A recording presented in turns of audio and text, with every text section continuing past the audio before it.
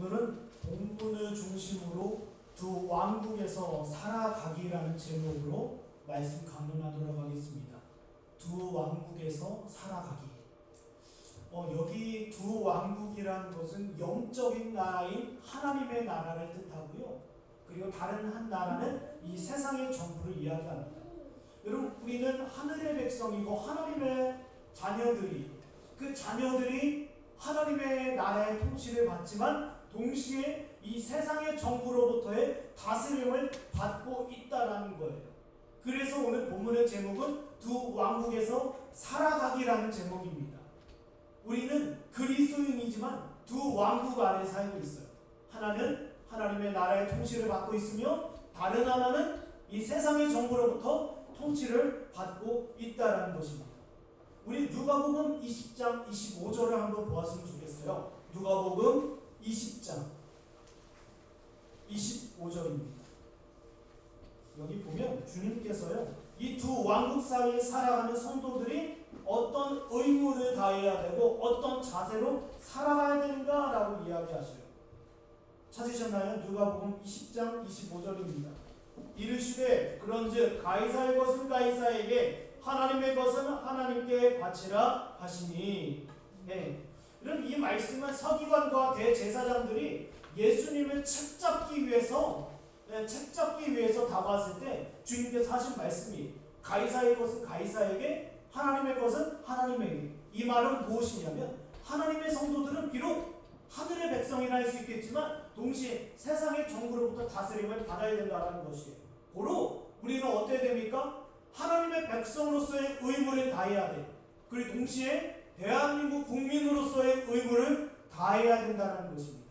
여러분, 여호와의 증인 그 사람들은 군대 안 가려고 양심적 병역 기피를 해요. 여러분, 그건 옳지 않습니다. 왜냐하면 성경에서는 그걸 지지하지 않기 때문에 하나님의 백성이다. 하나님의 백성이라고 해서 세속의 정부로부터 부여받는 의무와 그리고 마땅히 해야 할 일에 대해서 등한시 여기느냐? 아니, 성경에서는 그걸 이야기하지 않아요. 성경에서는요, 마땅히 납세의 의무를 지어야 되고요, 병역의 의무를 져야 된다라고 성경은 이야기합니다. 다시 말씀드리자면 우리는 영적인 나라의 통치를 받지만 동시에 이 육신의 세상의 정부로부터의 통치를 받아야 하나님의 백성으로서의 의무가 있고 대한민국 국민으로서의 의무가 있다라는 것입니다. 이 근거가 있어요. 이 근거가 있는데 야고보서에 보면 양심의 자유라는 율법, 자유의 율법이라는 말을 씁니다. 자유의 율법. 이 말은 뭐냐면 하나님의 진정한 백성들, 거듭난 자들을 이야기합니다. 그 안에 성령이 내주하는 자들에게는 무엇이 있다? 양심의 자유가 있다라는 거예요. 양심의 자유. 여러분, 이 양심의 자유는 과연 무엇인가? 양심의 자유는 과연 무엇인가? 우리가 거듭나기 이전에는요, 율법의 정죄와 율법의 지배 아래 있었어요. 그러나 그리스도 안에서 우리가 새 사람을 입고 하나님의 성령이 우리 안에 내주하시자 우리는 어떠합니까? 이제 율법의 정죄와 율법의 지배로부터 억압받지를 않아요. 정죄받지를 않는다는 것입니다. 이제는 우리가 어떠합니까? 하나님의 계명, 하나님의 율법을 즐거워하며 하나님을 위하여 순종하게 되었다는 거예요. 여러분, 사람이 거듭나기 이전에는요, 율법의 정죄와 그리고 율법의 지배 아래 있다라고 로마서에 이야기합니다. 종된 상태라고 이야기해요. 그러나 우리가 이제 그리스도 안에 있다라고 한다면 그 사람은 누구입니까? 로마서 8장 15절에 하나님의 자녀예요. 하나님의 자녀입니다. 하나님의 자녀이기 때문에 더 이상 율법에 매이지는 않아요. 그러나 율법에 매이지는 않지만 그 율법을 하나님의 영광을 위하여 기쁨으로 순종할 수 있게 되었다는 것. 이것이 무엇입니까? 양심의 자유예요. 그러면 이 세상의 정부에 대해서 우리는 어떤 양심의 자유를 갖고 있는가? 이 세상의 정부는 하나님께서 세상을 다스리기 위한 방편으로 주신 기관이고 지혜예요. 사람들이 모이고 국가와 정부를 구성하고 법질서를 만들고 사회의 규범을 세우는 것 하나하나가 하나님으로부터 비롯된 지혜라는 거예요. 그리고 하나님께서 세상을 어떻게 다스립니까? 세상의 정부를 세우시고 기관을 세우시고 위정자들을 통하여 하나님께서 이 세상을 통치하신다라는 것. 다시 말씀드리자면 하나님의 성도들은 그 양심의 자유로 하나님의 법에 순종한다는 겁니다. 그 하나님의 법은 무엇입니까? 일반적인 은총 가운데 세워준 이 세상의 정부 가운데 순종하는 것. 여러분, 이 세상의 정부도 하나님의 법입니다. 이 세상의 정부도 하나님께서 이 땅 가운데 마련해 놓으신 질서예요. 우리는 그 질서 앞에 양심으로 자유함으로 순종한다는 거예요. 누군가의 강요나 누군가의 억압이나 아닙니다. 하나님을 기억하십시오. 이거 굉장히 중요한 가르침입니다. 하나님의 성도들은 세속의 정부에 어떻게 순종하는가? 양심의 자유를 따라 순종한다. 왜냐하면 이 세상의 정부 또한 하나님께서 마련해 놓으신 법칙이고 질서이기 때문에 우리는 그 하나님의 율법, 그 질서 앞에 양심의 자유를 통하여 순종한다는 것. 자유롭게 순종한다는 것. 미국 사람은 미국 정부에, 중국 사람은 중국 정부에, 한국 사람은 대한민국 정부에 순종하는 거예요. 양심의 자유함을 통해서. 그렇다면 보십시오. 사랑하는 여러분, 만약 그리스도인이라고 하면서 정부의 외적인 통치를 거부한다? 이건 잘못된 일이에요. 왜요? 제가 조금 전에 말씀드렸습니다. 하나님의 진정한 백성들은 양심의 자유가 있는데 그 양심의 자유는 무엇이냐? 하나님의 규범과 하나님의 말씀과 하나님의 통치 아래 순종하는 것을 이야기해요. 그러면 이 세상의 정부도 일반 은총 가운데 하나님께서 이 땅을 다스리기 위한 방편으로 마련해 놓으신 기관이고 지혜예요. 그러면 하나님의 참된 백성들은 어때야 됩니까? 이 정부에 순종해야죠. 이것이 바로 양심의 자유입니다. 내가 지지하는 정부이든 내가 지지하지 않던 정부이든 내가 지지하는 정당이든 아니면 지지하지 아니하는 정당이든 하나님은 이 땅 가운데 무엇이에요? 세속의 정부를 통하여 이 세상을 다스리기로 하셨고 그 법 앞에 하나님의 성도들은 양심의 자유로 순종한다는 것입니다. 그러면 오늘 본문의 주제는요 무엇입니까? 하나님의 성도들은 이 두 왕국에서 어떻게 살아가야 되는가? 우리는 이 두 왕국 사이에서 어떻게 살아가야 되는가? 이걸 본문을 통해서 살펴보도록 하겠습니다. 먼저 16절입니다. 16절 말씀 한 목소리로 읽도록 하겠습니다. 시작. 왕은 어리고 대중은 안식과 잔잔한 데 따라여 내게 화가 있도다. 보십시오. 여기 한 나라가 나옵니다. 한 나라의 위정자들이 과연 어떤 사람들인가에 따라서 백성과 국민들의 행복은 좌우된다는 거예요. 그런데 본문을 보면 왕이 어립니다. 여러분, 단지 왕이 어린다라고 해서 나라가 국민이 불행해지는 건 아니에요. 문제는 왕과 함께하고 있는 위정자들이 과연 어떤 사람들이냐, 그걸 이야기하고 있습니다. 왕은 어리다라고 해서 나라가 꼭 불행해지라는 법은 없어요. 그러나 그 왕을 보필하고 있는 그 위정자들이 과연 어떤 생각을 갖고 있느냐가 중요한 거예요. 근데 본문에서의 어떠합니까? 왕은 어리고 대신들은 아침부터 잔치를 하고 있다는 것입니다. 아니, 왕이 어려요. 그러나 그 대신들이, 위정자들이 왕을 잘 보필할 수 있어요. 그러나 그 왕이 어리다라는 이유로 어떠합니까? 왕이 어리다라는 이유로 지금 왕을 무시하고 왕을 우습게 여기며 자기 이익, 자기 재물, 자기 명예에 눈이 멀어져 있는 거예요. 여러분, 아침부터 지금 뭐하고 있습니까? 이 사람들이 지금 아침부터. 여러분, 아침부터 분주하게 사람이 일을 해야 되는 시간에 그들은 모여서 잔치상을 배설하고 거기서 먹고 마시고 흥청망청하고 있다는 거예요. 여러분 보세요. 머리가 아프고 머리가 어지러우면 몸이 흔들리는 법입니다. 머리가 아프면 몸이 흔들려요. 마찬가지입니다. 여러분, 한 국가의 머리라고 할 수 있는 위정자들이 이 모양이면 국가는 어떠합니까? 불행해질 수밖에 없습니다. 고통스러울 밖에 없습니다. 어려울 수밖에 없어요. 그래서 여기 본문에서는 화 있다라고 이야기하는 겁니다. 물론 이 이야기는요 아마도 솔로몬이 자신의 아들을 염두에서 이야기하는 거예요. 염두에서 자기 아들. 여러분, 역대하 13장 7절을 보면 이제는 나라가 솔로몬 이후에 나라가 엉망이 됩니다. 솔로몬의 아들 르호보암이 경험이 없어요. 대신들은 어땠습니까? 왕의 말을 듣지도 않고 반역을 일삼고 각기 자기 소견대로 자기 생각을 갖고 살아가요. 한마디로 통제되지 아니하는 나라입니다. 여러분 그런 국민들은 어떠합니까? 불행해질 수밖에 없다라는 거예요. 불행해질 수밖에 없다라는 겁니다. 사랑하는 여러분, 하나님의 성도들이요 이런 정부를 만날 수 있다라는 거예요. 여러분 물론 꼭 모든 정부가 다 이렇다라는 말은 아닙니다. 그러나 전도자는 분명히 교훈하고 있어요. 두 왕국으로 살아가는 하나님의 성도들에게 있어서 이런 정부를 만날 수 있다라고 합니다. 그런데 본문 17절 한번 볼까요? 본문 17절 한번 읽어보겠습니다. 17절 읽겠습니다. 시작. 왕은 귀족들의 아들이고 신들을 취하지 아니하고 기력을 구하려고 정한 때에 먹는 사람 내게 복이 있도다. 예, 보십시오. 여러분 앞선 나라와 좀 반대되는 나라예요. 선하고 지혜로운 정부 또한 만날 수 있다는 것입니다. 본문에서 교훈하는 것은요, 너희들이 참으로 어리석고 게으른 정부를 만날 수 있지만 참으로 선하고 지혜로운 정부를 만날 수 있다라고도 이야기합니다. 예를 들어 보면 세종대왕을 왕으로 모실 수도 있고요, 반대로 연산군과 같은 사람을 왕으로 섬길 수도 있다라는 거예요.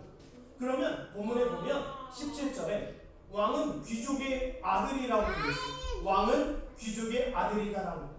여기서도 왕은 어립니다. 그러나 귀족들이 왕이 어리다고 해서 무시하는 것이 아니라 그 어린 왕이 자기 아들처럼 보호하고 지혜와 덕을 쌓도록 옆에서 보필해준다는 거예요. 앞서서 있었던 나라는 어땠습니까? 왕이 어리니까 왕을 업신여기고 아침부터 술판을 벌였어요. 그러나 이 나라는 어땠어요? 왕이 어리다라는 사실을 업신여기지 않고 마치 자신의 아들처럼 보호하고 지혜와 덕이 쌓아지기까지 옆에서 보필했다라는 겁니다. 참으로 이런 선한 나라예요. 그리고 또 어떠합니까? 대신들이요, 대신들은 취하지 않고 기력을 보하려고 정한 때에 먹는 나라여 내게 복이 있도다. 이 말은 무슨 말이냐? 앞선 나라는 아침부터 잔치상을 배설해서 술 먹고 흥청망청 취해 있어요. 근데 이 나라는 정한 시간이 있다는 겁니다. 다시 말씀드립니다. 사적 이익보다 공적 이익을 우선시하는 거예요. 여러분 위정자들이 권력이 있지 않습니까? 힘이 있어요. 자기가 먹고 싶을 때, 자기가 취하고 싶을 때, 자기가 마시고 싶을 때 그러지 않고 정한 시간, 퇴근 시간이나 점심 시간이나 식사 시간, 그 정해진 시간, 왜요? 남은 시간은 누구를 위해서 사용해야 돼요? 왕을 위해서, 국가의 이익을 위해서, 공적 이익을 위하여 일하는 시간이에요. 그리고 그 나머지 정해진 시간에 자기의 사적인 이익을 도모했다라는 것입니다. 여러분 이런 나라가 참으로 얼마나 좋은 나라냐면, 참으로 이런 나라는 권력자들이, 위정자들이 힘이 있음에도 불구하고 그 권력을 행사를 어떻게 해요? 국가의 이익을 위해서 행사한다라는 거예요. 정부가 이와 같다면 얼마나 좋겠습니까? 세상의 모든 정부가 이와 같다라면 굉장히 복된 시절일 거예요. 그런데 또 한 가지 18절을 이어서 보겠습니다. 18절 한번 읽어볼까요? 시작. 게으른즉 손가래가 내려앉고 손을 놓은즉 집이 새느니라. 앞서서 악한 정부의 모습이 다시 교차돼서 언급되고 있습니다. 게으르다라고 얘기해요. 여러분 게으르니까 어떠합니까? 석가래가 내려앉고 집이 셉니다. 여러분 이 말은 무슨 뜻이냐면요, 한 개인도 자신의 집을 돌보지 않으면 이와 같이 집이 새고 망가지는 것처럼 아침부터 게을러서 술판을 벌이는 이 위정자들로 가득한 이 나라는 뭐예요? 국가적 손실이 이루 말할 수 없다는 겁니다. 재난이 찾아왔을 때, 전쟁이 일어났을 때 나라 자체가 어떻게 해요? 나라 자체가 고통을 받고 국민들이 그 아래서 얼마나 어렵겠냐라는 거예요. 위정자들이 아침부터 술판을 벌이고 있고 얼마나 게으릅니까? 그 게으른 위정자들이 다스리는 나라는 그 백성들이 고통을 받을 수밖에 없다라고 이야기해요. 근데 19절에 보십시오. 이뿐만이 아닙니다. 이뿐만이 아니에요.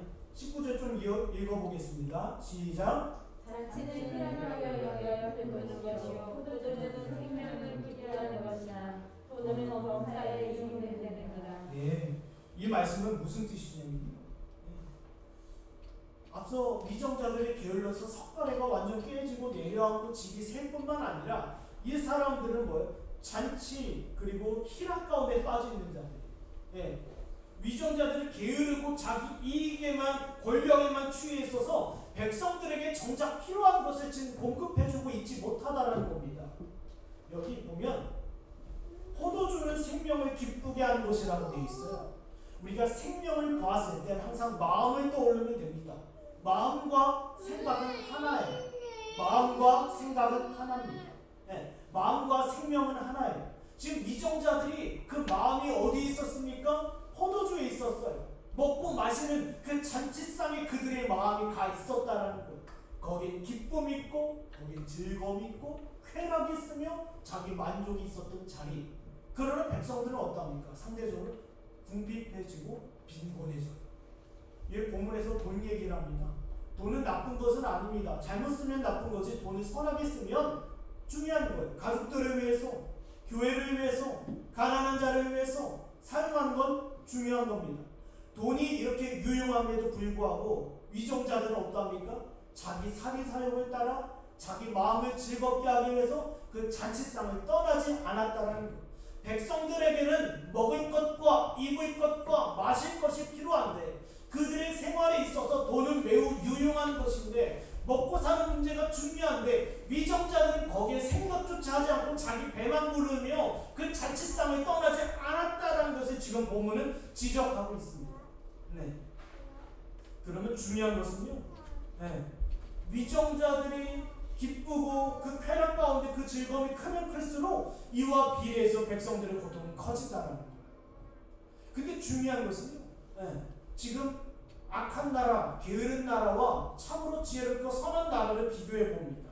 이 비교해 봐요. 근데 비교해 보면서 저와 여러분에게 교훈하는 것은 여러분은 과연 어떤 나라를 살기를 원하십니까? 어떤 나라를 만들고자 하십니까? 이걸 질문하는 게 아니에요. 이걸 말하는 게 아닙니다. 본문에서는 20절 한번 볼까요? 20절 한번 보겠습니다.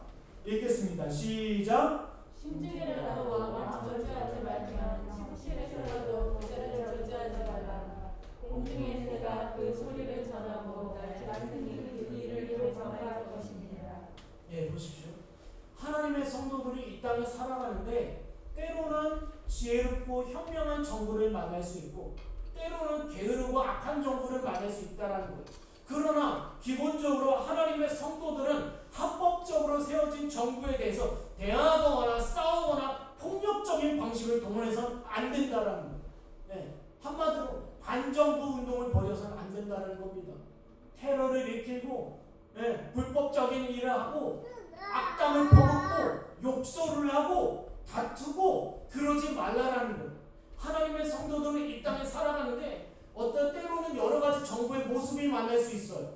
어떤 자들에게는 이익이 될 수 있고 어떤 자들에게는 손해가 될 수 있어요.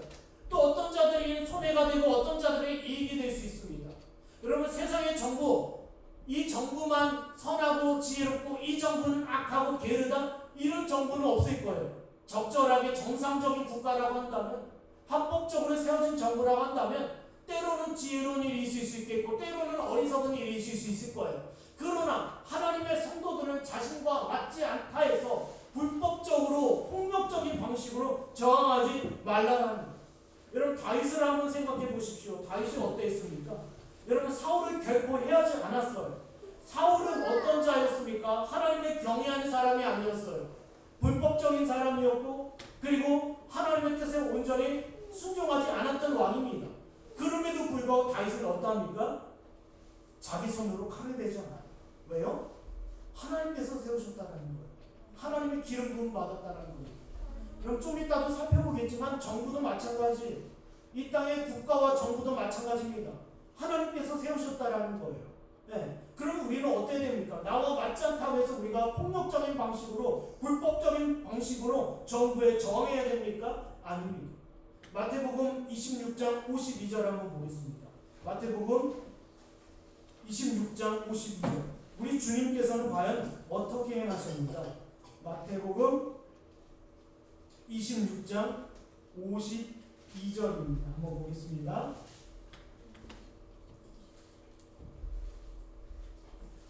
찾으셨나요? 52절입니다. 여기 보면 아신 유명한 장면이에요. 이에 예수께서 이르시되 내 칼을 도로 칼집에 꽂으라. 칼을 가지는 자는 다 칼로 망하느니라. 제사장과 그 무리들이요 예수를 잡으려고 왔어요. 그러자 아시는 것처럼 베드로가 칼을 뽑아서 제사장의 종 말고의 귀를 내리칩니다. 이 모습을 보고 주님께서 어떠합니까? 칼을 도로 칼집에 넣어두라고 이야기해요. 이 방식으로 저항해서는 안 된다라고 합니다. 제사장의 권위와 로마의 그 정부에 대한 권위를 주님께서 지금 인정하시는 거예요. 한번 또 볼까요? 로마서 2장입니다. 로마서 2장을 한번 찾아놓으시고요. 로마서 2장입니다. 2장 23절에서 24절. 왜 우리 주님께서, 여러분 저랑 왜 우리 주님께서 저항하지 말라라고 하십니까? 왜 불법을 행하지 말라라고 하십니까? 바로 이유는 여기 있어요. 로마서 2장입니다. 23절과 24절을 보면 율법을 자랑하는 내가 율법을 범함으로 하나님을 욕되게 하느냐? 기록된 바와 같이 하나님의 이름이 너희 때문에 이방인 중에서 모독을 받는다. 보세요. 그리스도인들이 자기가 정부가 마음에 안 든다고 해서 폭력적이고 불법적이고 사람들을 선동하고 거짓말을 늘어놓는 이 방법은 성경적인 방법이 아니라는 거예요. 지금 본문을 보면 공중의 새가 듣고 날짐승이 그 일을 전파한다라고 되어 있어요. 만약에 그리스도인들이 오늘날 유행하는 찌라시들 있지 않습니까? 비방하는 말 있지 않습니까? 거짓 소문이 있지 않습니까? 그 거짓 소문을 퍼뜨리고 비방하는 말을 쏟아내면 진실은 밝혀진다라는 거예요. 그럼 무엇입니까? 교회와 성도들이 거짓말했다라는 게 드러난다라는 거예요. 정부에 대해서 비방하고 정부에 대해서 욕설을 하고 정부에 대해서 근거 없는 소리를 떠들어대면서 사람들로 하여금 선동하고 그 마음을 혼란스럽게 한다고 한다면 결국에는 진실은 밝혀지고 하나님의 영광이 땅바닥에 떨어지게 된다는 거예요. 율법을 사랑하는 하나님의 성도들은 하나님의 계명 앞에 양심의 자유를 갖고 순종하라고 지금 본문은 권면하고 있습니다. 양심의 자유를 갖고 있는 거예요. 그럼 그 양심의 자유를 가지고 하나님께서 일반 은총으로 하나님의 지혜와 하나님의 능력과 하나님의 모든 규범과 하나님의 모든 법질서 가지고 국가와 그리고 위정자들과 정부를 세웠는데 그 앞에 하나님의 성도들을 순종해야 된다는 거예요. 여러분 보통 사람들이 칼빈이 국가에 저항하고 그랬다고 하는데 아닙니다.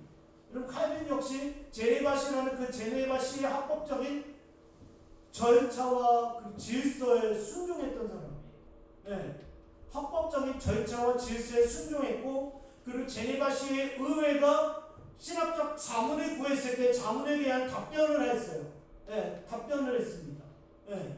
국가에 대해서 저항하거나 선동하거나 사람들의 마음을 혼란스럽게 안 했다라는 거예요.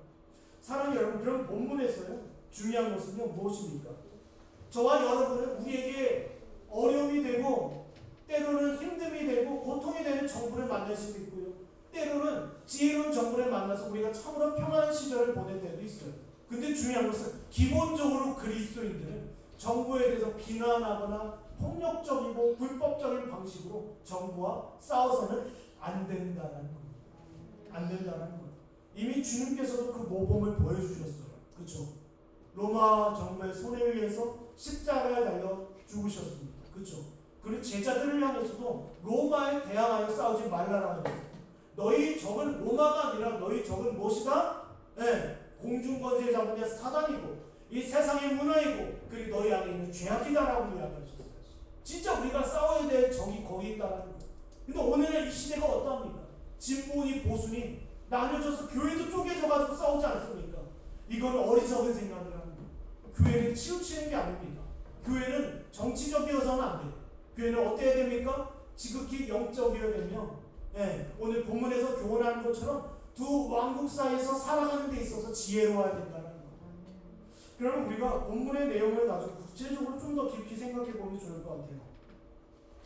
앞서 제가 서두에 말씀드린 것처럼 저와 여러분은 두 가지의 통치와 지배와 다스림 아래 있습니다. 세상의 정부와 그리고 하나님의 나라의 통치 아래 있어요.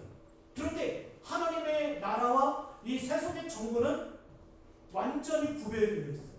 완전히 구별되었다는 겁니다. 제가 그거에 대해서 지금 설명해 드릴 거예요. 하나님의 나라와 세상의 정부는 구별되었습니다.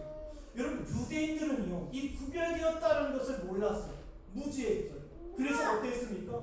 유대인들은 메시아의 나라, 그 하나님의 나라를 이 지상에서 찾으려고 했어요. 이 예루살렘 성에서 찾으려고 했어요. 이사야 선지자의 예언이 영적인 이스라엘 예루살렘 성을 바라보는 것이 아니라 육신적이고 로마의 정부를 몰아내고 다윗의 왕조를 재건할 그 메시아, 정치적이고 세속적인 메시아를 기대했던 거예요. 기대했던 거예요. 여러분 기억하세요. 세상의 정부와 하나님의 나라는 구별됩니다. 구별돼요. 세상의 정부로부터 하나님의 나라를 찾아서는 안 돼요. 그러나 유대인들은 실수했습니다. 로마 정부를 몰아내고 여기에 우리가 다윗의 왕국을 세우면 이 땅 가운데 참 예루살렘의 성이 세워질 것이다라고 얘기해요. 요한복음 6장 15절을 보면요. 요한복음 6장 15절을 보면 한번 볼까요? 여기 한번 찾아보면 좋을 것 같아요. 요한복음 6장 15절. 요한복음 6장 15절입니다. 그러므로 예수께서 그들이 와서 자기를 억지로 붙들어 임금으로 삼으신 줄 아시고 다시 혼자 산으로 떠나가시니라. 네, 보십시오. 오병이어 사건이 있고 나서 사람들이 예수를 억지로 왕으로 삼고자 해요. 네, 왕으로 삼고자 해요. 이 사람이 있다고 한다면 우리가 먹고 사는 문제 해결되겠다. 로마의 정부를 몰아낼 수 있겠구나라고 예수를 억지로 임금으로 삼는 거예요. 근데 예수님은 어떠합니까? 거기를 떠나셔요. 여러분 주님께서 계속 하신 말씀이 있습니다. 제자들이 하나님의 나라는 여기 있다 저기 있다 할 수 없다. 하나님의 나라는 너희 안에 있다라고 얘기해요. 뭐라고요?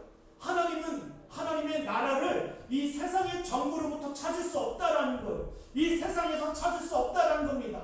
여기가 하나님의 나라다 저기가 하나님의 나라다 할 수 없다라는 거예요. 하나님의 나라는 어디 있다? 너희 안에 있다라고 주님께서 말씀하셔요. 여러분 하나님의 나라가 너희 안에 있다라는 것은 무슨 뜻이냐면 너희 안에 만약에 너희 안에 하나님의 법이 새겨지고 제가 이 이야기를 굉장히 많이 했습니다. 거듭난 그리스도인들은 과연 어떤 사람들이냐? 그 마음과 양심 가운데 하나님의 법, 하나님의 계명이 새겨진 자들이라는 거예요. 네. 이런 대한민국 사람은 대한민국 법을 따르는 것처럼 미국 사람은 미국의 법을 따르는 것처럼 일본 사람은 일본 법을 따르는 것처럼 한국 사람, 그리스도인은 그 마음 가운데 새겨진 주의 율법을 따라 행하는 자들이 너희 마음 가운데 하나님의 계명이 새겨졌다고 한다면 말씀과 성령으로 거듭난 자들의 양심과 심령 가운데 하나님의 계명이 새겨졌다고 한다면 하나님의 통치가 시작된 거라고 이야기해요. 하나님의 나라가 거기 임한 거라는 겁니다. 자유의 율법이에요. 양심의 자유입니다. 내 뜻대로 내 생각대로 내 마음대로 행한다? 그 사람에게는 과연 양심의 하나님의 말씀이 새겨졌을까요? 아니라는 겁니다. 한번 볼까요? 히브리서 8장 10절. 히브리서 8장 10절입니다. 히브리서 8장 10절에 보면 주 예수께서 이르시되 그날 후에 내가 이스라엘 집과 맺은 언약은 이것이니 내 법을 그들의 생각에 두고 그들의 마음에 이것을 기록하리라. 나는 그들에게 하나님이 되고 그들은 내 백성이 되리라. 보세요. 네. 하나님의 백성이 된다는 것은 뭐예요? 하나님의 나라의 일원이 된다는 겁니다. 하나님의 나라의 일원이 됐다는 것을 어떻게 할 수 있냐고요? 여기 나와 있습니다. 마음 가운데 새겨지는 법. 법으로 말미암아 우리 마음이 다스림을 받고 통치를 받는다는 것. 여러분 가운데 하나님의 나라가 임했습니까? 그러면 성령께서 여러분의 양심과 마음 가운데 당신의 법을 새겨주실 거라는 거예요. 그 법 앞에서 우리가 감동과 감화와 역삼을 받으면 어떤 일이 있습니까? 말씀에 순종하고자 합니다. 주에 대해서 회개하고자 합니다. 내 자신을 쳐서 복종하고자 합니다. 주의 교회와 나라를 위하여 헌신하고자 합니다. 왜요? 내 마음과 양심이 하나님의 법 앞에 서 있기 때문입니다. 네. 이것이 바로 우리 마음 가운데 임한 하나님의 나라입니다. 반면에 이 세속의 정부에 대해서, 세상 정부에 대해서 생각해 볼게요. 그럼 제가 앞서 말씀드린 것처럼 하나님께서 일반 은총 가운데서 세상을 통치하는 수단이 뭡니까? 정부예요. 위정자들입니다. 왕을 세웠고 총리를 세웠고 대통령을 세웠어요. 하나님께서 일반 은총 가운데서 세상을 통치하는 수단입니다. 때로는 성경에서요, 정부의 위정자들을 향해서 뭐라고 합니까? 하나님께서 부르신 일꾼이요 그리고 권세받은 자라고 이야기해요. 하나님의 모든 권세와 하나님으로부터 부름을 받아서 이 땅을 다스리도록 위임받은 사람들이 바로 정부의 위정자들이라는 거예요. 한 대통령이 세워지고 한 왕이 세워지고 한 총리가 세워지는 것 우연이 아니라 우리 마음가운데 무엇이 있어야 돼요? 하나님이 세웠다는 거예요. 그렇다면 보세요. 이 세상의 정부가 해야 할 일이 있어요. 해야 할 일 두 가지입니다. 하나는 사회에 대해서, 국민에 대해서, 백성에 대해서 해야 할 일이 있어요. 치안을 유지해야 되고요. 폭력적이지 않아야 되고요. 법을 세워서 사회적 질서를 마련해야 되고요. 그리고 평온하게, 평화하게 다스려야 돼요. 이것이 뭐예요? 세상 정부가 해야 할 일이에요. 하나님께서 세상 정부를 세우신 목적은 무엇입니까? 공익을 실행하기 위해서, 치안을 유지하며 그리고 그들 가운데 평안과 평온을 도모하기 위해서요.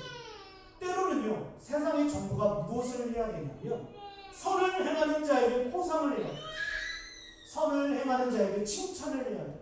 그리고 악을 행하는 자에게 하나님의 진노를 집행해야 돼요. 문 좀 닫아주세요. 뒤에 문 좀 닫아주세요. 장로님 문 좀 닫아주세요. 보세요. 선을 행하는 사람들에게 칭찬을 해야 되고요. 그리고 악을 행하는 자에게는 하나님의 진노를 집행해야 돼요. TV에 보면 범죄자들이 끌려가지 않습니까? 겉으로 보면 대한민국 법 아래 있어서 그들이 그 법을 어겼기 때문에 끌려간다, 감옥에 간다라고 하겠지만 하나님께서 위임하신 거예요. 때로는 나라를 위해서 공을 세운 사람에게 포상을 하고 칭찬을 하고 높이잖아요. 이것이 세상의 정부가 하는 것이 아니라 하나님께서 세상의 정부를 통하여 칭찬하고 포상을 하는 거예요. 한번 볼까요? 우리 로마서 13장 13장 3절에서 4절입니다. 여기 교환에 있을 거예요. 다스리는 자들은 선한 일에 대하여 두려움이 되지 않고 악한 일에 대하여 되나니 내가 권세를 두려워하지 아니하려느냐. 선을 행하라. 그리하면 그에게 칭찬을 받으리라. 그는 하나님의 사역자가 되어 내게 선을 베푸는 자니라. 그러나 내가 악을 행하거든 두려워하라. 그가 공연히 칼을 가지지 아니하였으니 곧 하나님의 사역자가 되어 악을 행하는 자에게 진노하심을 따라 보응하는 자니라. 보세요. 지금 여기 세상의 정부, 다스리는 자들, 위정자들을 향해서 하나님께서 나의 사역자라고 얘기하셔요. 여러분, 대통령은요 하나님의 사역자입니다. 국무총리는 하나님의 사역자예요. 왕 역시 하나님의 사역자입니다. 그걸 이야기하고 있는 거예요. 그러니 어떠합니까? 그리스도인들은 거기에 순종해야 된다는 거예요. 이것이 저와 여러분에게 있어서 의무이고 하나님의 계명이며 하나님의 명령입니다. 그런데 우리가 한번 고민해야 될 문제가 지금부터 시작이 됩니다. 만약에 하나님을 두려워하지 아니하는 악한 통치자들과 게으르고 부도덕한 위정자들이 이루어진 그 정부를 만났을 때 우리는 과연 어떤 행동을 해야 됩니까? 부도덕하고 게으르고 법을 지키지 않고 자기 소견대로 앞서 제가 본문에서 이야기한 것처럼 아침부터 자칫성을 배설해서 술에 취한 그런 같은 정부를 만났을 때 과연 우리는 어떻게 해야 됩니까? 지금까지 제가 말씀드린 것처럼 일단 어때야 됩니까? 순종해야 된다는 거예요. 너희가 비록 마음에 들지 아니하는 정부를 만났을 때 그리고 그들의 관리나 위정자들 앞에서 그들의 선대하고 그들의 지위와 권한을 인정하는 로마서 13장 7절입니다. 한번 볼까요? 로마서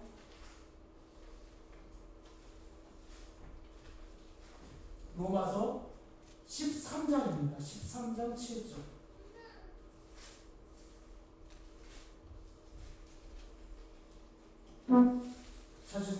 한번 읽겠습니다. 제가 모든 자에게 줄 것을 주되 조세를 받은 자에게 조세를 바치고 관세를 받은 자에게 관세를 바치고 두려울 자를 두려워하며 존경할 자를 존경하라.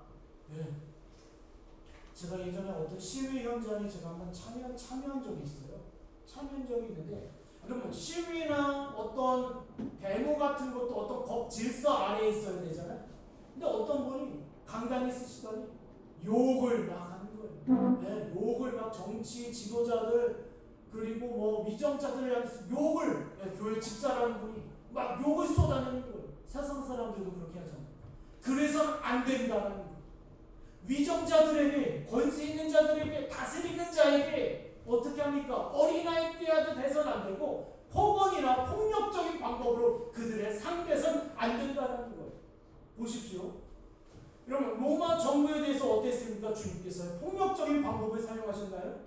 여러분, 주님 또한 빌라도의 권위와 그 힘을 인정했습니다. 요한복음 19장 11절. 예수께서 대답하시되 위에서 주지 아니하셨더라면 나를 해야 할 권한이 없으리니 그러므로 나를 내게 넘겨준 자의 죄는 더 크다 하시니라. 보세요. 빌라도의 그 로마 정부의 다스림 아래 있는 유대 아니었습니까? 그들의 권력과 지위와 힘을 인정하는 거예요. 주님께서도. 그러나 너희의 권력과 너희 지위는 아버지로부터 비롯되었다. 그러니 나는 순종한다. 이게 하나님의 성도들이 가져야 될 자들이에요. 네. 근데 우리는요, 왜 주님께서 때로는 이럴 수 있잖아요. 부도덕하고, 네, 악하고 게으른 정부에 대해서 왜, 네, 그들이 지금 당장 비록 실정을 하고 있다 하더라도 그들에게 순종하라고 하신 이유가 있어요. 네.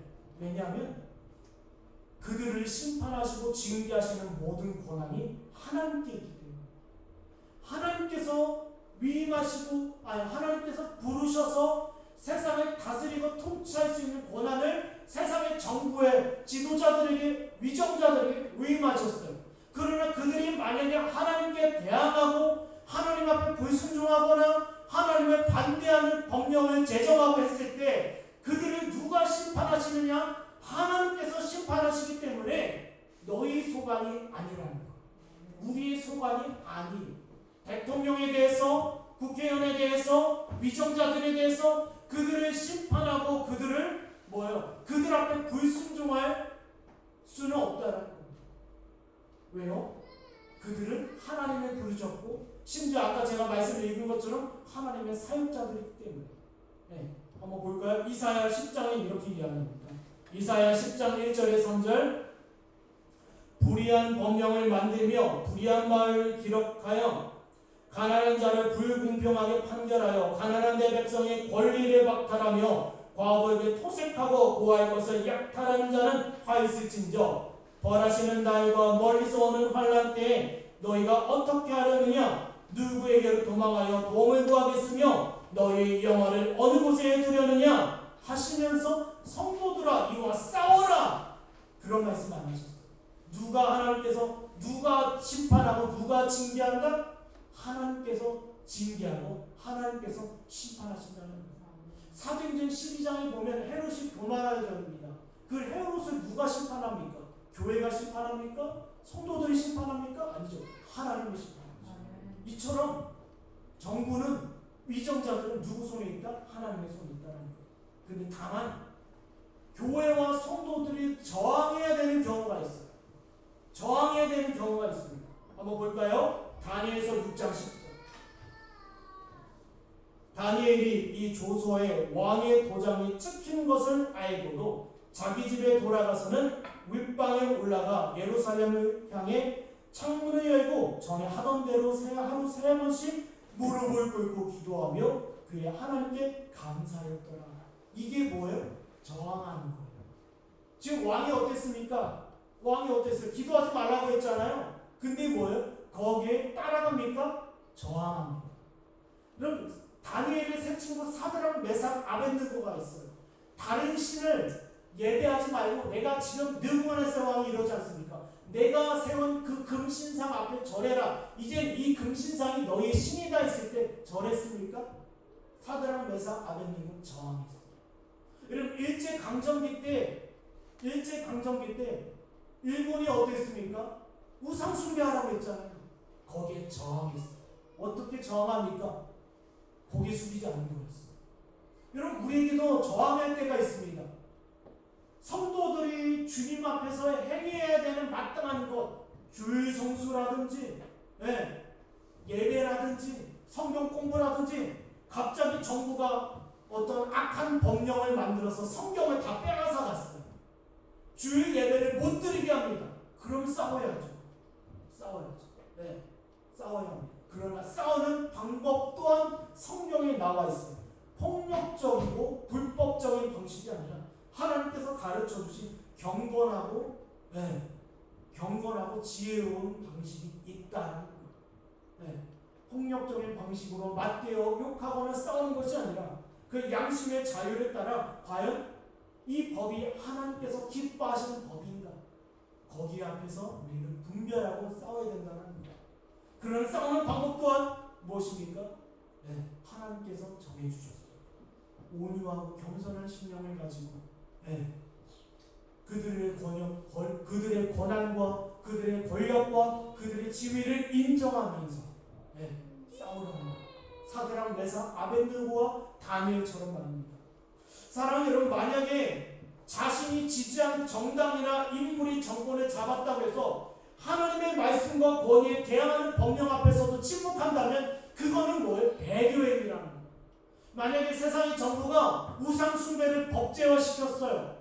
금신상 앞에 절하라 했을 때 내가 지지하는 정부다, 내가 지지하는 정당이다 해서 입을 닫고 가만히 있으면 그건 배교행위라는 거예요. 그 앞에 고개 숙인다면 배교행위라는 거예요. 이런 일제시대 때 교회가 어땠습니까? 신사참배는 국가 행사니 우리가 따라도 좋다라고 하지 않았습니까? 그게 배교라는 거예요.